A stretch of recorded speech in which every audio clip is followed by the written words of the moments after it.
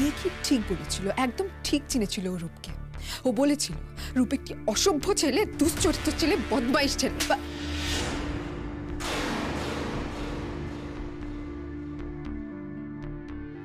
আপনি আমাকে থাপ্পড় মারলেন। যত ইচ্ছে থাপ্পড় মারুন, যত ইচ্ছে থাপ্পড় মারুন আপনি আমাকে, কিন্তু তাতে তো কোনো লাভ নেই, কারণ তাতে তো সত্যিটা লুকানো যাবে না, তাই না?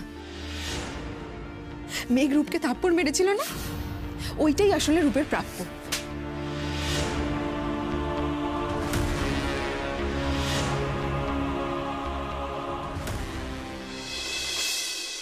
গানের জগতের উদীয়মান দুই নক্ষত্রের নাম মেঘ রায় আর জিষ্ণু সেন। বাবা, পণ্ডিত অমর চক্রবর্তীর সুযোগ্য ছাত্র এই দুই শিল্পী খুব অল্প সময়ের মধ্যেই তাদের ক্লাসিক্যাল, সেমি ক্লাসিক্যাল ও লঘু সঙ্গীতের জগতে নিজেদের নাম করেছে। বাহ, নাইস। ইদানিং শহরের বেশ কিছু অনুষ্ঠানে এদের যুগল উপস্থাপনা জনপ্রিয় হয়েছে। মঞ্চের ওপরে অসাধারণ বোঝাপড়া এই দুই শিল্পীর, কিন্তু এই অল্প সময়ের মধ্যে এত সুন্দর বোঝাপড়া আর সাফল্যের পেছনে কি আছে অন্য কোনো রসায়ন?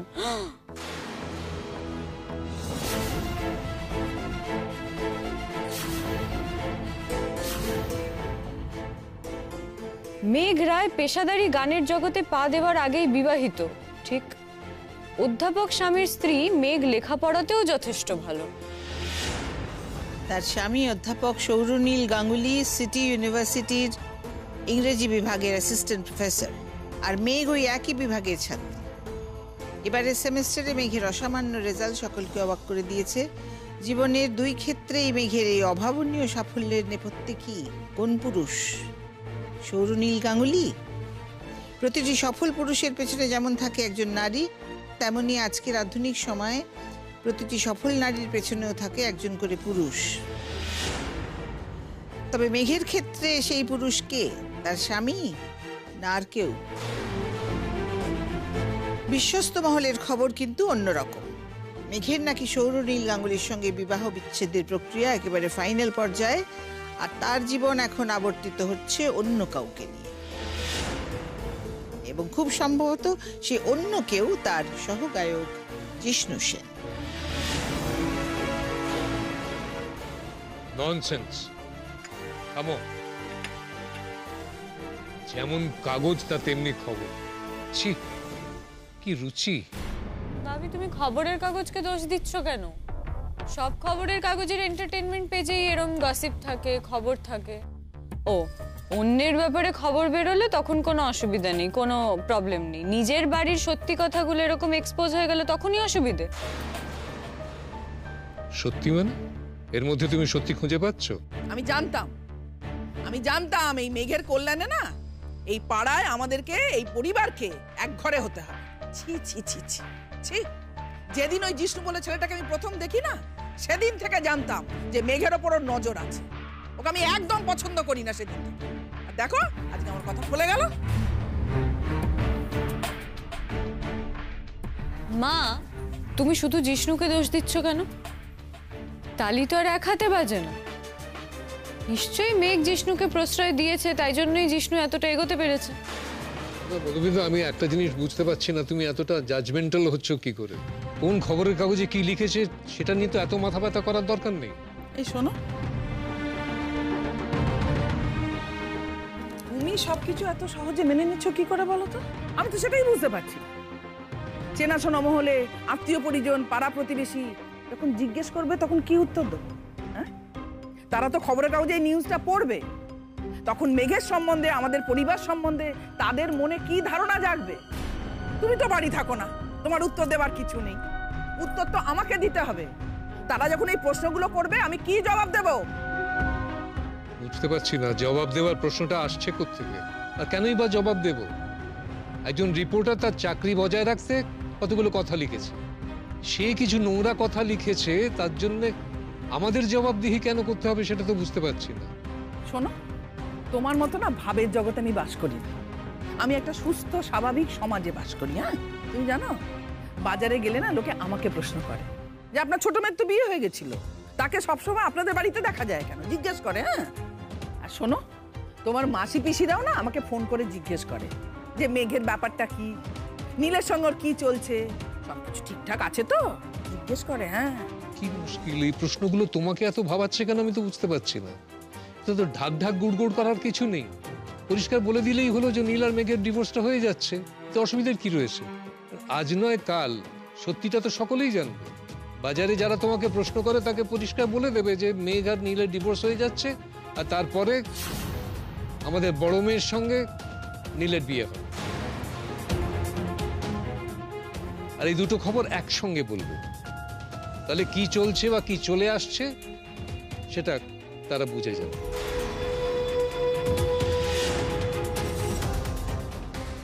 বাবি, তুমি এর মধ্যেও আমাকে না ঠুকে থাকতে পারলে না, তাই তো? তুমি তো দেখছি সবকিছুতেই আমারই দোষ খোঁজো। এতে তো ঠোকাঠুকির কিছু নেই, এটা কি সত্যি নয়? নীলকে বিয়ে করবার জন্য তুমি কি পাগল হয়ে ওঠোনি? পারলে যেদিন ডিভোর্স হবে সেদিনই তো তুমি বিয়েটা করতে চাও। আমি ভাবছি যে টাকা খাইয়ে ওই পেপারের এন্টারটেনমেন্ট কলমের লোকটাকে খবরটা দিয়ে দেব যে মেঘ আর জিষ্ণুর খবরের পাশাপাশি যেন তোমার আর নীলের খবরটাও ছাপা।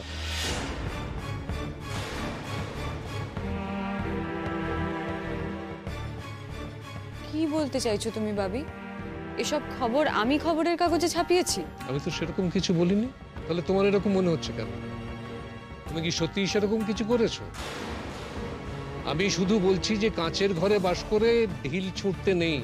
তুমি যে মরালিটির ফানুষে বসে মেঘকে বিচার করছো, তাকে অপরাধী বলছো যে সে বিবাহিতা হয়ে আরেকজনের সঙ্গে সম্পর্ক রেখেছে, অন্য একজন পুরুষের সঙ্গে সম্পর্ক রেখেছে, সেই একই দোষে কিন্তু নীলও দোষী।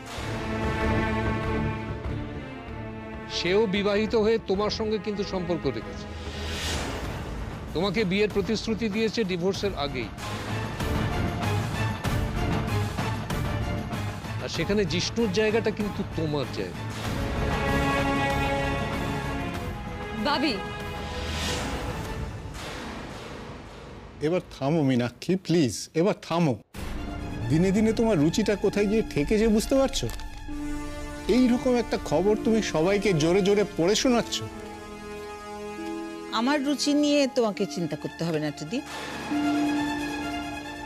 আমি আগের মতনই রুচিশীল রয়েছি। আমি শুধুমাত্র এটা জোরে জোরে পড়ছি তোমাদের চোখ খোলানোর জন্য।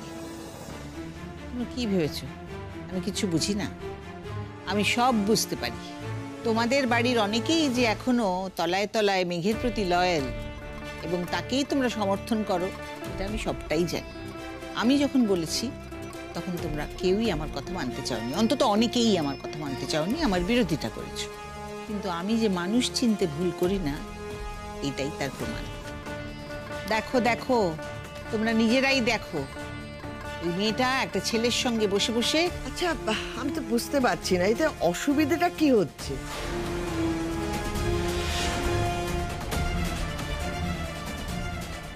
মা, এই মেয়েটা যে এত লীলা খেলা করে বেড়াচ্ছে সেটা তোমার চোখে কিছুই পড়ছে না? আর এত কিছু জানার পরও তুমি অসুবিধার কিছুই দেখছো না? অদ্ভুত। ওই মেয়ে এই আমাদের বাড়িতে এসেছিল ওই ছেলেটাকে নিয়ে, আর এখন দেখো ওই ছেলেটার বাড়িতে গিয়ে তার জন্মদিন পালন করছে। কি ভালোবেসে। এত কিছু দেখার পরেও, জানার পরেও তুমি যদি অন্ধ হয়ে থাকতে চাও, তাহলে সত্যি আমার আর কিছু বলার থাকে না। মেঘ দিদি ভাই তাহলে কি করবে বড় বৌমা? নীলের ছবি সামনে ঝুলিয়ে বড় বড় দীর্ঘশ্বাস ফেলবে? আর তোমার নীল তোমাদের সকলের চোখের সামনে ময়ূরীকে নিয়ে এসে মাতাল অবস্থায় ঘরের দৌড় দেবে, এই তোমার রুচির নমুনা? মা, তুমি তিলকে তাল করো না। নীল ময়ূরীকে নিয়ে ঘরের দৌড় দেয়। ময়ূরী মিনির ঘরেই ছিল রাত্রিবেলা। থাক থাক বড় বৌমা, থাক, খুব হয়েছে। তুমি আর শাক দিয়ে মাছ ঢেকো না। বৌদি, এই ব্যাপারটা কিন্তু আমিও তোমার সঙ্গে একমত নই। দেখো বৌদি, নীল যদি ময়ূরীর সঙ্গে মুভ অন করতে পারে তাহলে মেঘ কেন পারবে? তোমরা সব সময় সব কথায় নীলের সঙ্গে তুলনা করো না তো মেঘের। একদম ঠিক কথা। মেঘের সঙ্গে তুলনার যোগ্যই নয় নীল।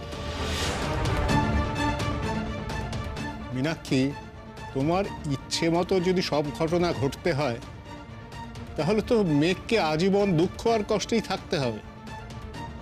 মেঘের কোনো ভালোই তো তুমি সহ্য করতে পারো না। আমি তো বলবো মেঘ দিদিভাই যা করেছে বেশ করেছে।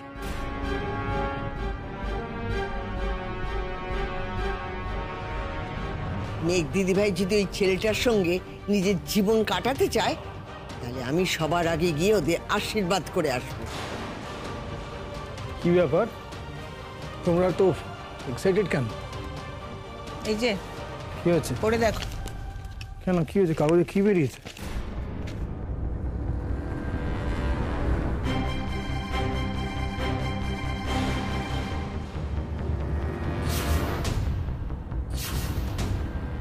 চিৎকার করো না ময়ূরী, এটা বাস্তব, সেটা মেনে নাও।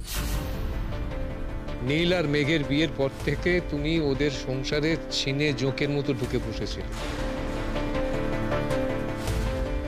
বারে বারে তোমার বোনকে তুমি বিপদে ফেলার চেষ্টা করেছো, কিন্তু তোমার ওই একটা ভালো মানুষের মুখোশ আছে না, মেঘ তো সহজ সরল, বুঝতে পারেনি। যখন বুঝেছে তখন তো অনেক দেরি হয়ে গেছে। ভাবি, তুমি আমাকে শুধু শুধু দোষারোপ করছো, আমি কিছু করিনি। তুমি কি করেছো না করেছো সেটা সব থেকে ভালো তুমি জানো। পুলিশের হাতে ধরা পড়েছো, মেঘের হাতে ধরা পড়েছো, তারপর তোমার অদ্ভুত একটা শ্রুডনেস দিয়ে বারবার বেরিয়ে এসেছো। তোমাকে দেখলে আমার রাগ তো হয়, সঙ্গে করুণা হয়। সারাটা জীবন তুমি একটা ভুল মানুষের জন্য নষ্ট করছো, যে এক মুহূর্তের জন্য তোমাকে ভালোবাসে না, তোমাকে ব্যবহার করে শুধুমাত্র। ভাবি, নীল শুধু আমাকেই ভালোবাসে, আমাকেই। মূর্খের স্বর্গে বাস করো না ময়ূরী। নিজের বোনকে শত্রু ভেবে সারা জীবনটা নিজের সর্বনাশ ডেকে আনলে, এখনো আনছো। কিন্তু মেঘ তোমার কখনো শত্রু ছিল না, কখনো শত্রু ছিল না। মেঘের সঙ্গে নীলের বিয়ে হয়ে যাওয়ার পর তোমার মাথায় ঢুকেছে যে তুমি মেঘের কাছে হেরে গেছো। এটা কিন্তু হার নয়। আমি অপদার্থ একজন বাবা, তোমাকে বোঝাতে পারিনি। এখনো দেখতে পাচ্ছি তুমি এটা সর্বনাশের দিকে ছুটে চলেছো, তো কিছু করার নেই আমার। মাঝে মাঝে না আমার ভীষণ অসহায় লাগে নিজেকে। আমি সমস্তটা দেখতে পাচ্ছি, বুঝতে পারছি, কিন্তু কিছু করার নেই। আসল কথাটা ঘুরিয়ে দিয়ে কেন সবকিছু ওর দিকে টেনে এনে ফেলছো? আজকে কাগজে যা কিছু বেরিয়েছে সেটা তোমার ছোট মেয়ের নামে বেরিয়েছে, ময়ূরীর নামে না। আজকে যদি গায়ে থুতু দেয় মানুষ, তাহলে তোমার ছোট মেয়ের জন্য দেবে, বড় মেয়ের জন্য নয়। এত সহজ নয়। আমার মেয়ে সম্পর্কে যদি কেউ একটা বাজে কথা বলে, আমি তো এই পত্রিকার অফিসে যাব, আমি তো জিজ্ঞেস করব যে কোথা থেকে তারা এই খবর পেয়েছে, এই ছবিগুলো কারা দিয়েছে, কে দিয়েছে। দরকার হলে মানহানির মামলা করবো এদের বিরুদ্ধে। সর্বনাশ, এটা তো হিতে বিপরীত হয়ে যাবে। ভাবি যদি যুদ্ধংদেহী ভাবে যায় আর গিয়ে ইন্দিরাকে দেখে, তাহলেই তো ভাবি দুয়ে দুয়ে চার করে ফেলবে। ভাবি তো চেনে ওকে। কি করি এবার আমি?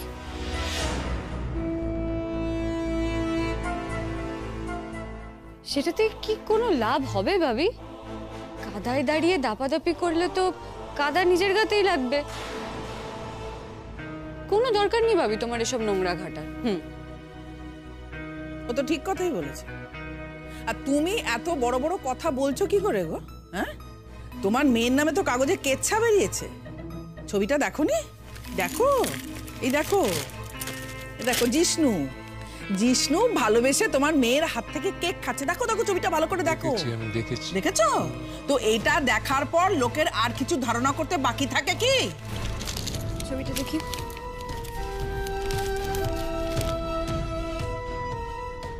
কিন্তু এই ছবিটা ওদের কাছে গেল কি করে? এই ছবিটা ছিল শুধু আমার আর জিষ্ণুর ফোনে। বাপি, আমি তো তোমায় দেখিয়েছিলাম, বলো ভিডিওটা। তাহলে বুঝে দেখ মেঘ, ওই জিষ্ণু ছেলেটা কিরকম। ও নিশ্চয়ই ওই ভিডিওটা অনেকজনকে দেখিয়েছে, অনেককে পাঠিয়েছে, তাই জন্যই এটা হয়েছে।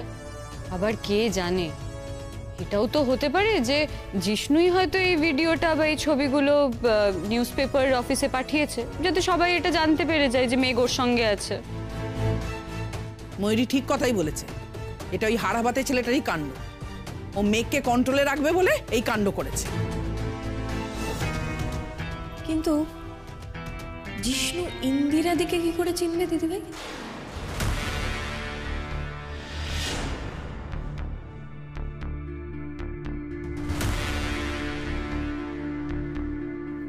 ইন্দিরা দে?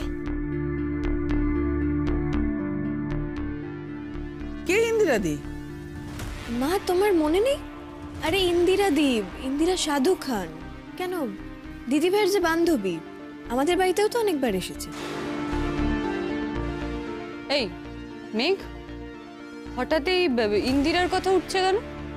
যা বাবা, এই পেপারের হর্তাকর্তা তো ইন্দিরা দি, তাই না? তুই ভুলে গেলি এর মধ্যে? মা, আমার মনে থাকবেই বা কেন? এ বাবা, এর মধ্যে এত তাড়াতাড়ি ভুলে গেলি সবকিছু? তুই তো আমাকে বছর খানেক আগে বলেছিলি। দেখ, তুই শুধু শুধু বানিয়ে বানিয়ে কথা বলছিস। কেন বলছিস সেটা? আর আমি তো কলেজ পাস আউট করার পর কখনো ওর সঙ্গে দেখা করিনি, কোনোদিন দেখাই হয়নি। আর কি বলছিস? আমি এসব জিনিসগুলো ওকে বলতে যাবো কেন? তুই ওকে জিজ্ঞেস করতে পারিস, জিজ্ঞেস কর না গিয়ে আমি ওকে কোনো লিড দিয়েছি নাকি। আর অদ্ভুত তুই মেয়ে, আমি ওকে জানাবো কেন বলতো? এই যে কাগজে যেটা তোর নামে বেরিয়েছে সেটা কি আমার কাছে কম লজ্জার, কম অপমানের কিছু? ও মা, ও বিশ্বাস করো না ওর কথা, আমি কিছুই করিনি। ও আমার নামে এসব বলছে আমাকে ফাঁসানোর জন্য।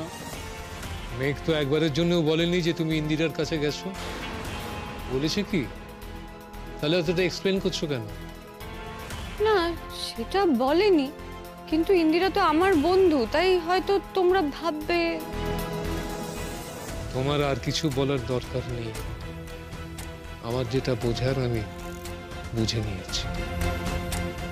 অবশ্য প্রথম থেকেই সন্দেহটা তোমার উপরেই ছিল আমার, সেটা এখন পরিষ্কার হয়ে গেল।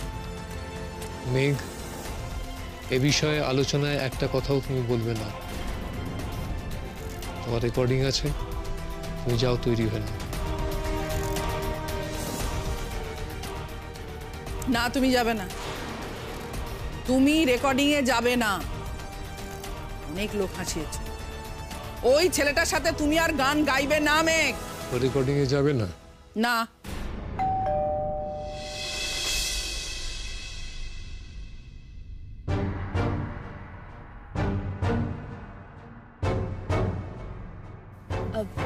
জিষ্ণু, তুমি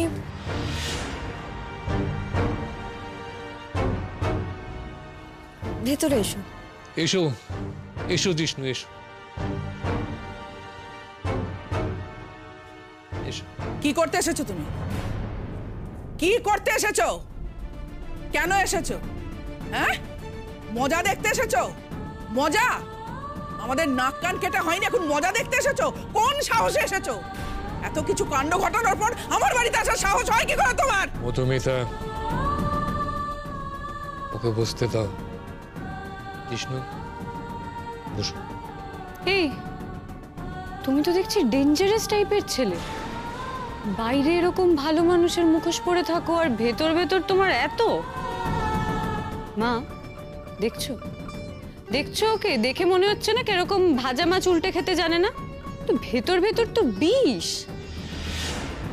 ও তো একটা সাপ, কালকে উঠে বটে। আমার বোনটা বোকা সরল, তাই জন্য ওর মাথা খাচ্ছে, বুঝলে তো? জিষ্ণু, তুমি আমার বোনের বিশ্বাসের সুযোগ নিয়ে ওর সঙ্গে এটা করতে পারলে? আমি কিছু করিনি, বিশ্বাস করুন। মেঘের সাথে আমার কোনোদিনই এরকম কোনো সম্পর্ক নেই। সম্পর্কটা নেই বলেই তো তুমি ফায়দাটা তুলতে পারছো, তাই না? তাই আমার বোন যখন বিশ্বাস করে তোমার বাড়ি গেল, তারপর সেখানে গিয়ে তোমার জন্মদিন পালন করলো, আর তুমি ছি ছি ছি লুকিয়ে লুকিয়ে ওর ভিডিও করে সেগুলো সব এদিক ওদিক ছড়িয়ে দিলে। ছি, লজ্জা করে না তোমার? এই জিষ্ণু, আমাকে একটা কথা বলো তো, তুমি তোমার আর আমার বোনের ইন্টিমেট মোমেন্টের ছবিগুলো আবার কাগজে দিয়ে দাওনি তো? এইসব আপনি কি বলছেন? বিশ্বাস করুন, আমি কোনো ছবি কোনো জায়গায় দিইনি। আর খবরের কাগজে তো আমি কাউকেই চিনি না, আর কেনই বা আমি তাদের ছবি দিতে যাব? Shut up Jishnu, please shut up. একটাও বাজে কথা তুমি আর বলবে না, ঠিক আছে? তুমি যে কাজটা করেছো তার জন্য আমি কি করতে পারি জানো? আমি পুলিশ ডাকতে পারি এবার। দিদিভাই শোন, অনেক বাজে কথা হয়েছে বুঝলি, তোকে আমি একটু আগেও বললাম যে ছবিগুলোর কথা হচ্ছে সেগুলো ওই ভিডিওটা থেকে কাটা হয়েছে, যেটা কেবল আমার আর জিষ্ণুর কাছেই ছিল। আরে বাবা, আমিও তো তাই বলছি। জিষ্ণু তোর বিশ্বাস ভেঙে। দিদি ভাই, তুই বলছিস যে ওনাকে লুকিয়ে ভিডিওটা করেছে। আর শোন, সবাই না এত নিচু হয় না। মেঘ, তুই এই ছেলেটার জন্য আমার সঙ্গে উঁচু গলায় কথা বলছিস? হ্যাঁ বলছি, কারণ তুই অকারণে একটা ইনোসেন্ট মানুষের উপর দোষারোপ করছিস। মেঘ, তুমি এতটা নির্লজ্জ কবে হলে বলো তো? এত বড় অন্যায় করেছো, তারপর উঁচু গলায় কথা বলছো? আর জিষ্ণু, তোমাকে আমি জিজ্ঞেস করছি, তুমি কেন এসেছো এই বাড়িতে? কোন সাহসে এসেছো? আন্টি, আপনাদের সকলের সামনে এসে শুধু আমি এই কথাটা বলতে চাই যে ওই কাগজের খবর আপনারা প্লিজ বিশ্বাস করবেন না। কিন্তু চোখের সামনে যেটা দেখছি সেটা তো অবিশ্বাস করার কোনো কারণ দেখতে পাচ্ছি না আমি। তুমি কি ভেবেছিলে? কি ভেবেছিলে মেঘের সামনে ডিভোর্স হচ্ছে তাই মেঘ খুব সহজে অ্যাভেলেবল হয়ে যাবে? হ্যাঁ মা, সেটাই ভেবেছে, তাই জন্যই তো কনস্ট্যান্টলি মেঘকে ইমপ্রেস করার চেষ্টা চালিয়ে যাচ্ছে। আমি তো দেখলাম ও সেদিন মেঘের পিছু পিছু ইউনিভার্সিটি ক্যাম্পাসেও পৌঁছে গেছিল। কি তাই তো? তুমি তো বেশ প্ল্যানফুলি সবটা করছো জিষ্ণু, ভেবে চিনতে এক একটা স্টেপ নিচ্ছ। কারণ তুমি ইউনিভার্সিটিতে সবার সামনে নীলের সঙ্গে অশান্তি করলে, আর সবাই তোমাকে মেঘের সঙ্গে দেখল। আর এখন এই ছবিটা, তুমি তো বেশ বড় দাও মারতে পছন্দ করো মনে হচ্ছে। প্লিজ প্লিজ আপনি চুপ করুন। আমি স্বপ্নেও কোনোদিন মেঘের সম্পর্কে এসব ভাবিনি। এই চুপ করবে তুমি? আমার সামনে প্লিজ এই ন্যাকামিগুলো করবে না। হ্যাঁ, আরে ভালো মানুষ সাজার চেষ্টা তো করোই না।